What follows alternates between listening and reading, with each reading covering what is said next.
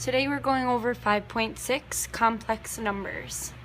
So the first thing we're going to look at is if we have the square root of a -1.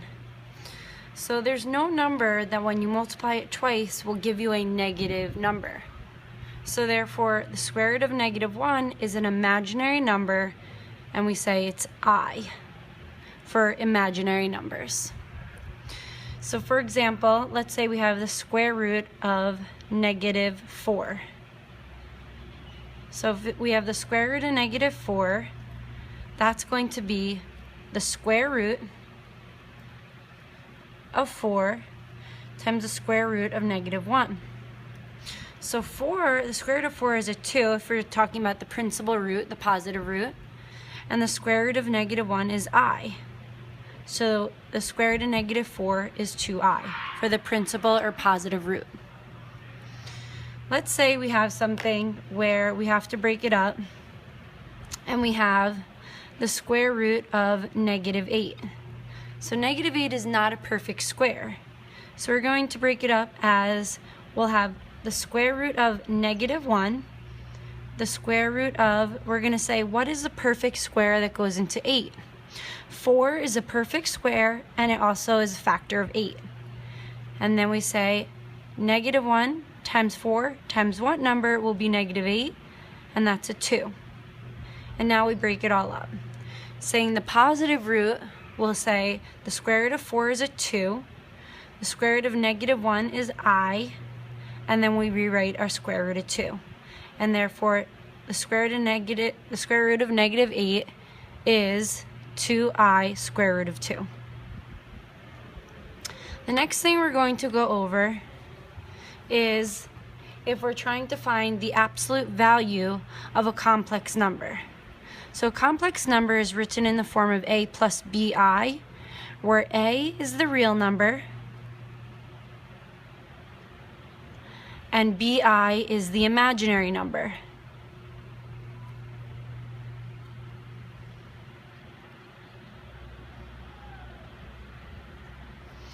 So if we want to find the absolute value of something where it's going to be a complex number, for example, if we have the square root of 3 plus 4i, and we want to know what the absolute value of that is, then we're going to look at graphing it on the complex number plane. So when we graph that, the complex number plane is going to have a real axis. This will be the real axis.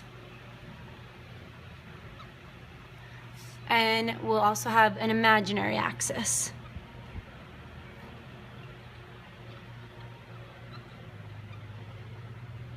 So if we want to find the absolute value of 3 plus 4i,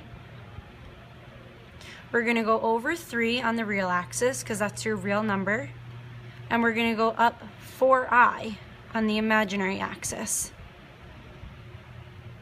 And therefore that will be right here. So we want to know what the distance is from 3 plus 4i all the way to the origin, because the absolute value is the distance from 0. So we're going to find what this is right here. And we can find that by using the Pythagorean theorem. We can draw in a right triangle here. This is going to have a distance of 3 units away. And from here to here we'll have a distance of 4 units away.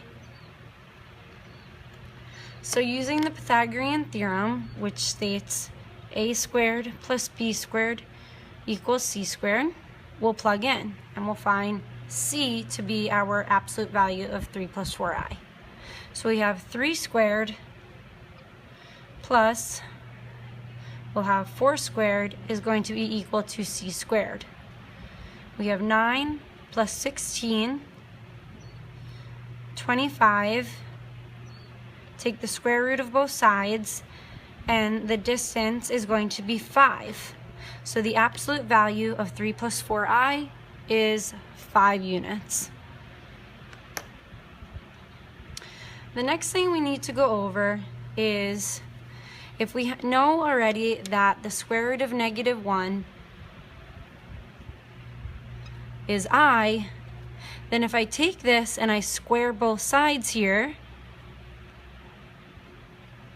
that means that I squared is going to be, well, the square root and the squared are going to cancel each other out, and we'll be left with a -1. So I squared is equal to -1. And we need to know that when we are using it when we're multiplying imaginary numbers. For example, if I have 2 plus 3i times -3 plus 5i, I'm going to FOIL these two binomials. That's how you multiply two binomials. FOIL meaning we're going to multiply the first terms, the outer terms, the inner terms, and the last terms. 3 times 5 is 15. I times I is I squared. And just to write down some notes here, we know that the square root of -1 is I. We also know that I squared is -1. So we have a -6. We're going to combine our like terms. 10i minus 9i is a plus I. Then we have 15 times, we know that I squared is -1. So we're going to replace I squared with -1. So 15 times -1. We'll have -6 plus I minus 15.